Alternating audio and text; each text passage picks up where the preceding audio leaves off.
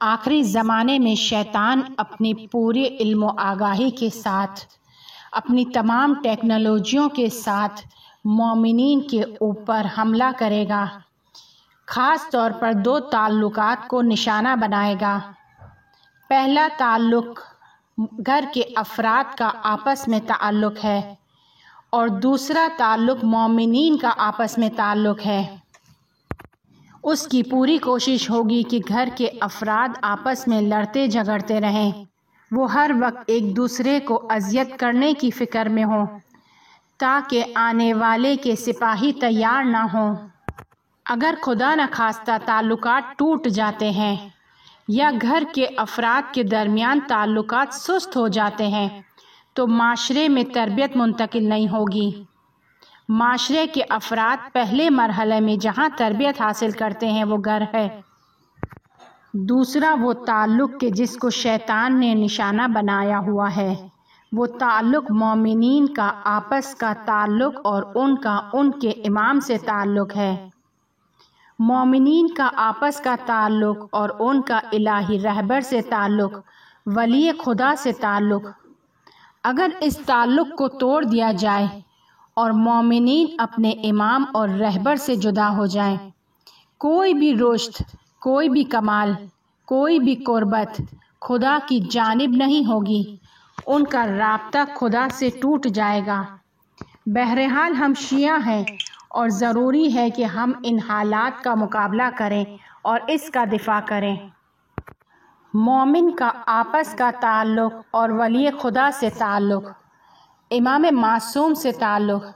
قرآن میں سورہ توبہ کی آیت نمبر 119 میں خداوند عالم دستور دیتا ہے کہ اے ایمان والو، تقوی اختیار کرو اور صادقین، سچوں کے ساتھ ہو جاؤ، سچوں کے ساتھ سے تعلقات رکھو۔ ایک دن حضرت سلمان پیغمبر صلی اللہ علیہ وآلہ وسلم سے پوچھتے ہیں کہ یا رسول اللہ، یہ صادقین کون ہیں؟ پیغمبر اکرم صلی اللہ علیہ وآلہ وسلم فرماتے ہیں، میرے بھائی علی اور اس کے اوصیاء اور جانشین قیامت کے دن تک، کہ جن کا پورا وجود صدق ہے، ان کی گفتار بھی، رفتار بھی، ان کی عادتیں بھی، ان کا نقطہ نظر سب سچا اور صحیح ہے۔ صادقین کے جس کی وجود کی تمام حالتیں سچی ہیں، معصومین ہیں، خدا دستور دیتا ہے کہ ان کے ساتھ ہو جاؤ۔ ہمارا افتخار یہ ہے کہ امامت اور ولایت کے پرچم کے نیچے ہیں، اور ایسا نہیں ہے کہ خدا کی جانب جانے والے راستے 10 ہیں اور ان راستوں میں سے ایک راستہ ولایت اور امامت کا راستہ ہے۔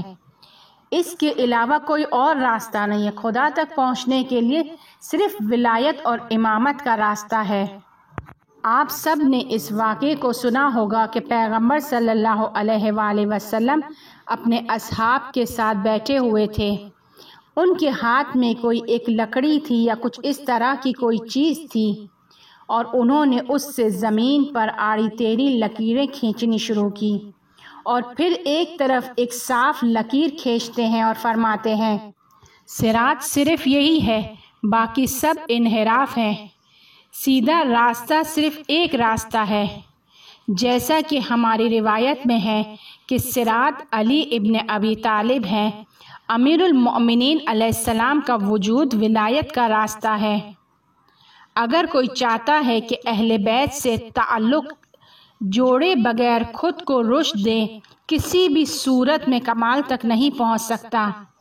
یعنی انسان کی تمام صلاحیتیں ولی خدا کی خدمت میں رہ کر رشد پاتی ہیں۔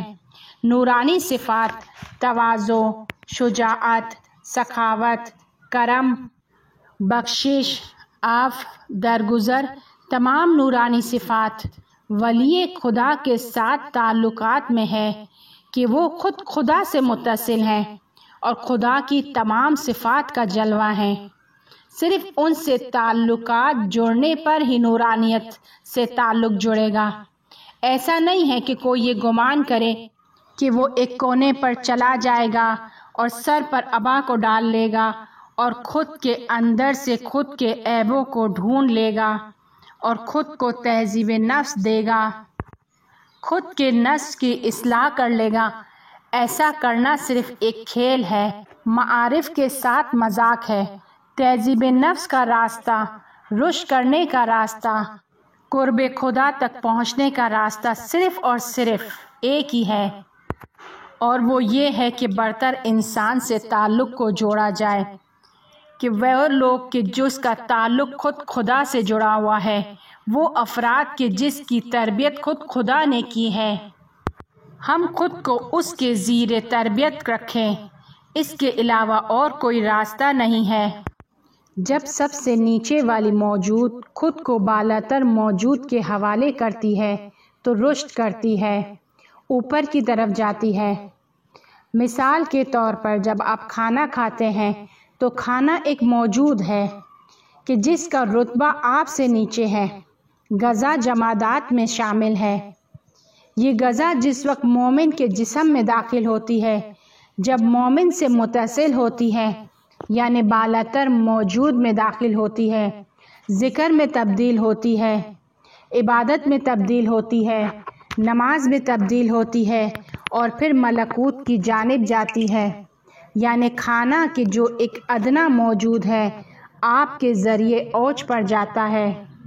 خداوند تعالی نے موجودات کو خلق کیا ہے تو کمال کے لیے خلق کیا ہے، حتیٰ جمادات کو، حتیٰ جڑی بوٹیوں کو۔ وہ جڑی بوٹیاں، پودے جب مومن کے جسم میں داخل ہوتے ہیں تو ذکر میں تبدیل ہو جاتے ہیں، نماز میں تبدیل ہو جاتے ہیں۔ خدا رحمت کرے مرحوم آیت اللہ مرزا رحیم ارباب کو کہ اصفہان میں رہتے تھے، اولیاء خدا میں سے تھے۔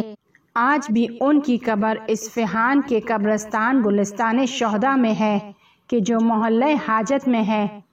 باعظمت انسان تھے، شاید 90 سال یا اس سے زیادہ کی عمر تھی۔ ان کے بعد شاگردوں نے استاد علی سے کہا کہ حاج آغا رحیم ارباب قسم کھاتے تھے اور کہتے تھے کہ میں نے 90 سال خدا سے عمر لی ہے اور ایک حرام نگاہ نہیں ڈالی، کسی کو ایک لمحے کے لیے لذت سے نہیں دیکھا، حرام لذت سے نہیں دیکھا۔ قیامت کے دن اپنی آنکھوں کا بھی مدیون نہیں ہوں ایک حرام نگاہ کے لیے۔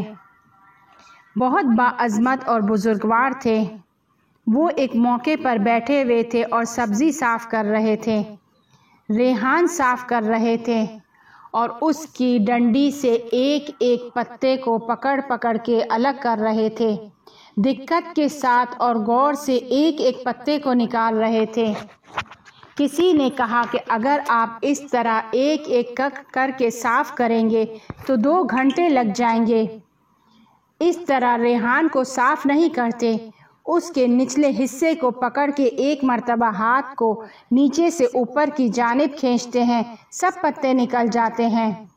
وہ کہنے لگے کہ ہم کو بھی آتا ہے، لیکن اگر میں اس طرح کر رہا ہوں تو اس کی وجہ یہ ہے کہ قیامت کے دن یہ شکایت نہ کریں کہ خدا نے مجھے خلق کیا تھا تاکہ مومن کے جسم میں داخل ہو کر ملکوت تک پہنچ جاؤں۔ میں نہیں چاہتا کہ کوئی پتا رہ جائے اور شکایت نہ کرے کہ تم نے مجھے ضائع کر دیا، تم باعث بنے کہ میں توڑا نہ جاؤں اور مومن کے جسم کا حصہ نہ بنوں، تم نے مجھے ضائع کر دیا۔ انسان جو شعور رکھتا ہے، عالم کو سمجھتا ہے کہ کہاں پر کون سا نظام ہے، کون سی چیز کس لیے خلق ہوئی ہے، تو وہ تمام چیزوں کا حساب رکھتا ہے، تمام موجودات کے حق کو ادا کرتا ہے۔ نچلی مخلوق جب بالا تر مخلوق تک پہنچتی ہے تو رشد کرتی ہے۔ اہل بیت معصوم برتر انسان ہیں، بالا تر موجودات ہیں، برتر انسان ہیں۔ اگر انسان خود کو اس کے حوالے کر دے تو ظاہر سی بات ہے کہ اس کے کمالات اس کے اندر ظہور کر جائیں گے، اس نچلے شخص کے اندر۔ لیکن وہ کہ جنہوں نے خود کو خدا کے حوالے کر دیا، ان کے اندر کمالات خدا ظہور کر گئے اور وہ بن گئے عین اللہ، وجہ اللہ، لسان اللہ، ید اللہ۔ اگر ہم بھی خود کو ان کے حوالے کریں تو ان کی نورانی صفات ہمارے اندر ظہور کریں گی۔ البتہ ظرفیت کا فرق ہے۔ پیمانے کا فرق ہے کہ برتن میں کتنی گنجائش ہے، اور اس بات کا بھی فرق ہے کہ وہ کس قدر خود کو ان کے حوالے کرتا ہے، کس قدر خود کو ولی خدا کے آگے تسلیم کرتا ہے۔ پھر ہم میں بھی نورانی صفات ظہور کریں گی۔ رشد کا راستہ صرف یہی ہے اور اس کے علاوہ کوئی راستہ نہیں ہے۔